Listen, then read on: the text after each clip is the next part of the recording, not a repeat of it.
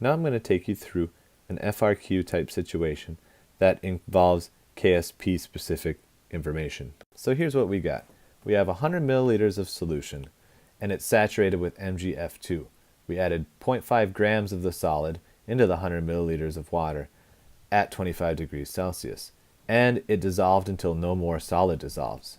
Now we're going to assume that the MgF2 particles themselves do not contribute to the overall volume, so we can basically say that the volume of the liquid is the volume of the solution overall. Now the saturated solution is analyzed and determined that the F minus in the solution is 2.4 times 10 to the negative third molar.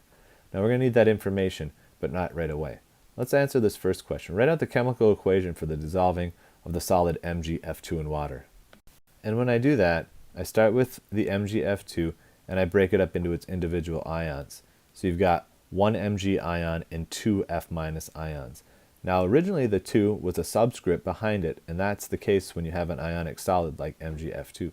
But when it's dissolved, the 2 comes out in front and becomes a stoichiometric coefficient. I have 2 moles of F minus ions.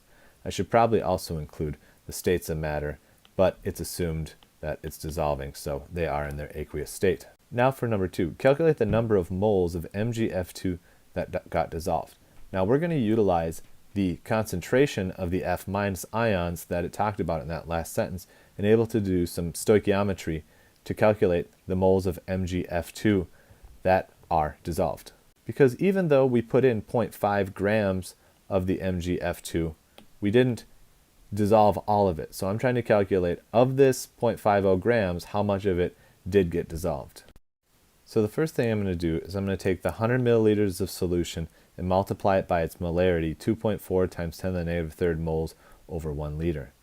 And then I'm going to use the stoichiometric coefficients from the balanced chemical reaction up above in order to figure out how many moles of the MgF2 got dissolved. So there's 2 moles of F minus for every 1 mole of MgF2. And when I put that into my calculator, I get 1.2 times 10 to the negative fourth moles of MgF2 that got dissolved. The most common mistake I see here is that students use 1 mole of F minus down here, but you need to use the stoichiometric coefficients. This is the mole to mole conversion from moles of F minus to moles of the MgF2. Reading through number 3 now, it asks to determine the value of the KSP for MgF2 at 25 degrees Celsius. So let's write out the expression. KSP is equal to the Mg concentration times the F minus concentration, but that's squared, remember, because the stoichiometric coefficient is a 2. Now I know the F minus concentration because it's given to me up above, 2.4 times 10 to the negative third molar. But what I don't have is the Mg2 plus concentration. But I can use the answer from part 2 to figure out the answer to the Mg2 plus situation that I am encountering now. Because in the balanced chemical reaction from up above, 1 mole of MgF2 is equal to 1 mole of Mg2 plus. So I calculated 1.2 moles, 1.2 times 10 to the negative fourth moles of MgF2. So that means that I have 1.2 times 10 to the negative fourth moles of Mg2 plus ions as well.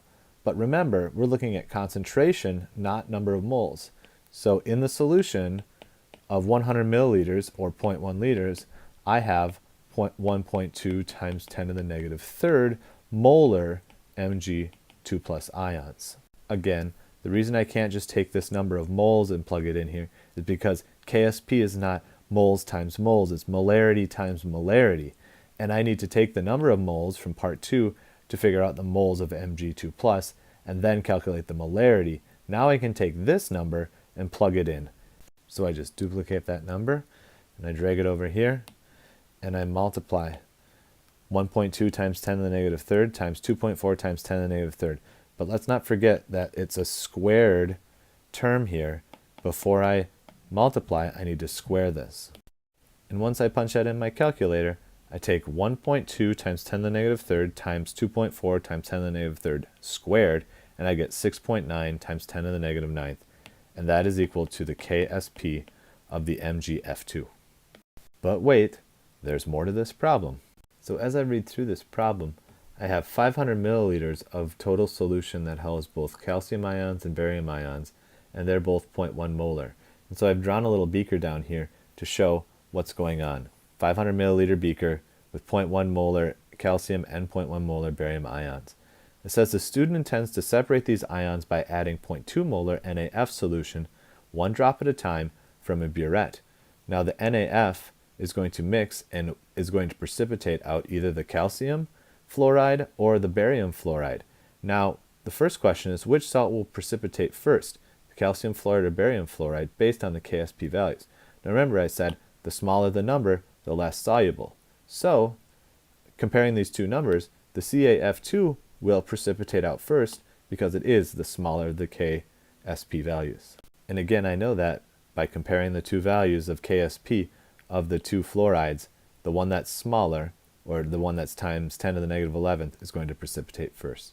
Now it says for part B2 and part B3, assume the addition of the NaF solution does not significantly affect the total volume of the liquid in the beaker. Again, by making that assumption, the 500 total milliliter volume of the beaker is going to remain 500 throughout the duration of this titration. So we don't need to worry about the volume of the NaF being added contributing to the total volume. So let's read through part 2. It says, calculate the minimum concentration of F- ions necessary to begin or to initiate the precipitation of the salt selected in part B1, or the calcium fluoride. So I quick jotted down the KSP expression, calcium ions times the fluoride ions, that's to the second power because it's CaF2, is equal to the KSP 3.5 times 10 to the negative 11th. Now we know the calcium ions began as a 0.1 molar solution, but we don't know what this is, but it's squared, and it's 3.5 times 10 to the negative 11th here.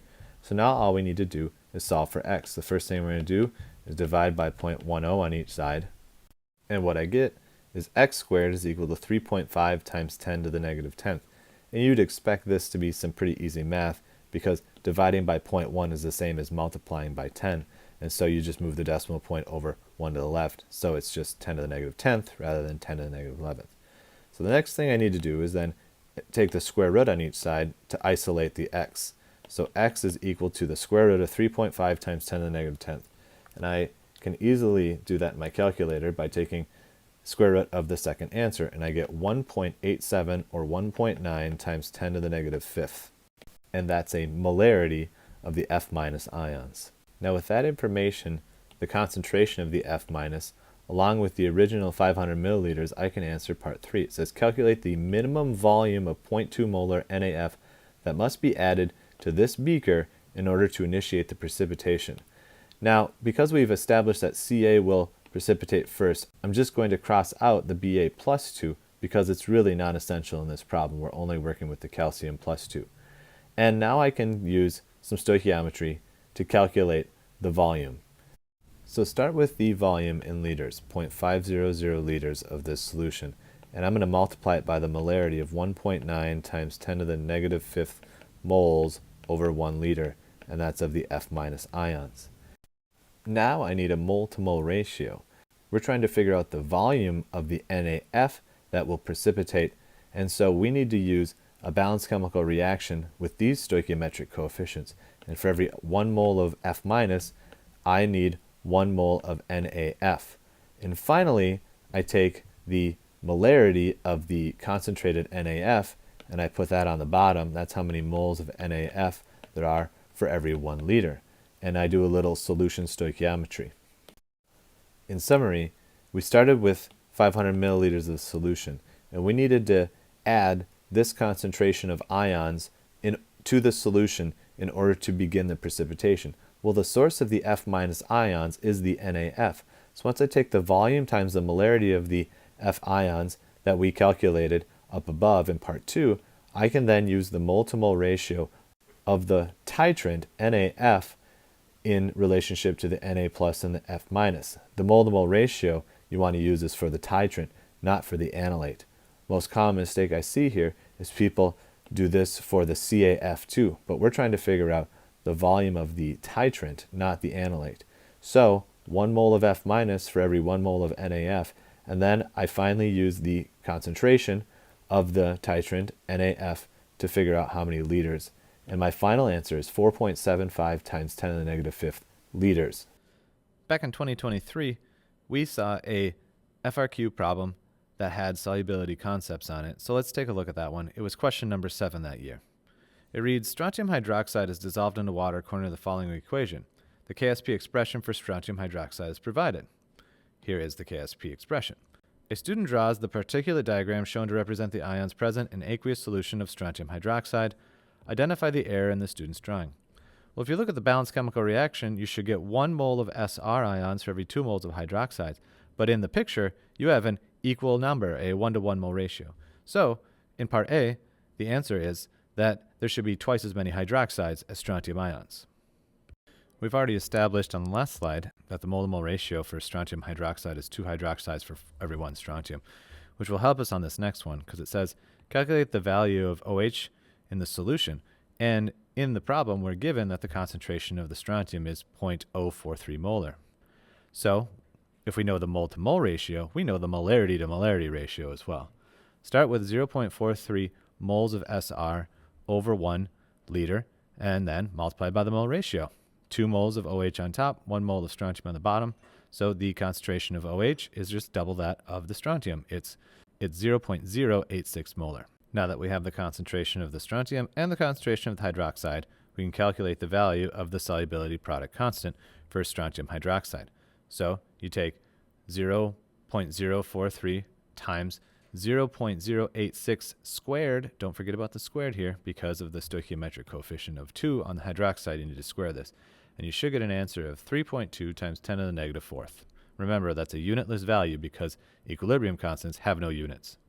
Finally, it says the student prepares a second saturated solution of strontium hydroxide in aqueous 0.10 molar strontium nitrate instead of water. Will the value of the hydroxide in the second solution be greater than, less than, or equal to the value in the first solution? Justify your answer. Now, since we're preparing strontium hydroxide in a solution of strontium nitrate, they share a common ion, strontium. And when you add a common ion to a solution, you're going to increase the concentration of that substance, strontium, which is going to force the equilibrium to shift back to the left. And when the equilibrium shifts back to the left, the concentration of the OH will go down in comparison to the first solution. So your answer should say hydroxide will decrease compared to the first one because the presence of the common ion shifts equilibrium back to the left. The next FRQ we're going to talk about comes from 2022. Once again, this was number 7. This was the second half of number 7 that year. It says that silver oxalate is slightly soluble in water with a KSP value of 5.4 times 10 to the negative 12. First thing we want to do is write the expression for the solubility product constant for silver oxalate.